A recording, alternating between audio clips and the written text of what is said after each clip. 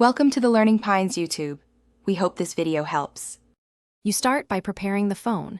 Make sure battery is above 20% and the system is updated, because NFC can fail on low power or outdated firmware. Once done, open Settings, go to More Settings, then NFC and toggle it on. This activates the chip.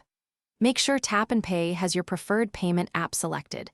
This is why you need Google Pay or another wallet configured. You're now ready to bring devices or tags close to the back center area to begin pairing. You now perform the core NFC actions. Hold the NFC tag or another phone to the back center of the Vivo V27 and keep it steady for 1 to 2 seconds, because proximity matters for reliable reads.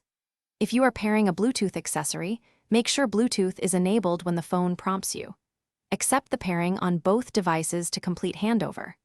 Once a tag is read, check the notification or the app that opened to confirm the action. Make adjustments and retry if it fails the first time. You finish by confirming the task. If it was a payment, wait for the success screen. If it was a tag-triggered action, verify the app opened correctly.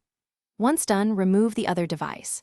If tags or devices aren't recognized, toggle NFC off and on, reboot the phone, and test again with another tag to rule out tag damage. If problems persist, reset network settings as a last resort.